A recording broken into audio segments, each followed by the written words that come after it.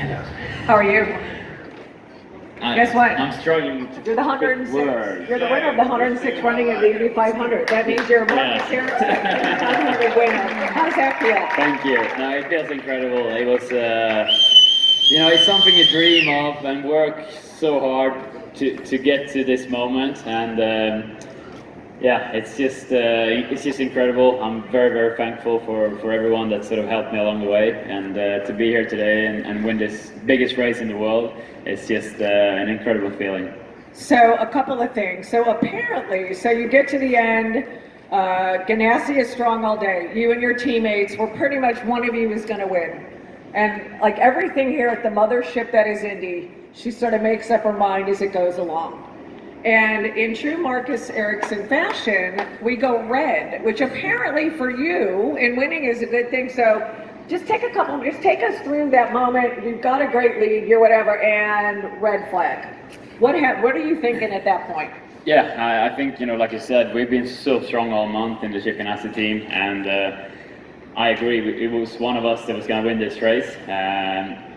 I put myself in a really good position there in the end. We did a really good last pit stop, good strategy, good pit stop, got out, P3, managed to pass Felix and Pato for the lead and pull up that gap, and I was like, oh, this might be it, unless there's a caution. Of course there is a caution. So, and I was very frustrated there for a bit because I couldn't believe that it was one Ganassi car that actually caused it. So it was a bit hard to sort of accept. I was a bit frustrated sitting there in pit lane, having the red flag. And it was all about trying to refocus. I knew how hard it is to defend here when you're in the front of the line and everyone else has a toe behind you. You also need to get the tires going straight away on a restart. I'm thankful they got going straight away, so they did a good job. And it was a big challenge, but I had a plan in my head how to do it, and I managed to pull it off exactly according to plan, even though it was difficult. Pat had a good run on me, but yeah, managed to do it, so very, very happy. Okay, we're going to ask you a couple more things. So I don't know if you guys noticed, it takes everything to go right. Like winning this race, as you've heard, it's like almost impossible. Yeah. You just want to be one of the 33 drivers and hope. So I don't know if you guys noticed this kind of in talk. So if you noticed he was starting, he was trying to like break the draft as he was doing that. Tell me a little bit about that, because it's a very interesting dynamic that you were. Yeah, so basically around this place, you obviously get a big toe when you're behind the car, so you suck up on the car ahead very quickly.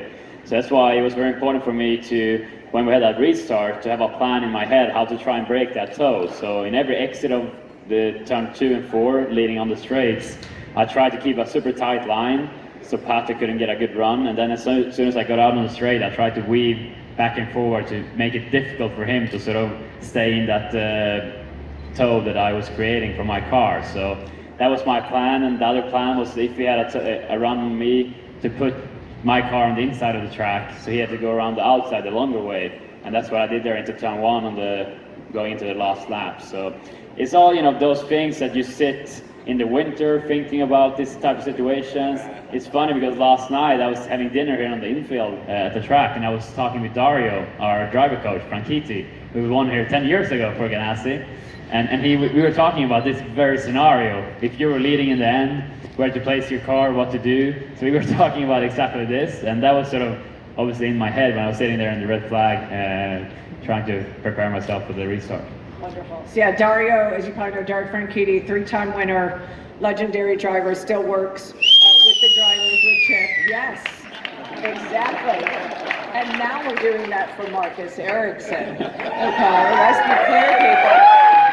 He is now, his face is going to be on that same trophy, and well earned. And really quick, the reason I noted the Reds is Marcus has won 3 races, and I believe each time the race got red flagged, and then Marcus went on to win. I think one of those times his car was on another car at one point in the race, and yet he still. I like, a good story, some drama. That's how I win races, apparently. He makes it extremely exciting, and we're very appreciative. The last thing, we'll just take a minute, we'll do 2 things, is, this obviously is a group that's very passionate about working for Bridgestone and Firestone tires, and we have engineers and tire builders.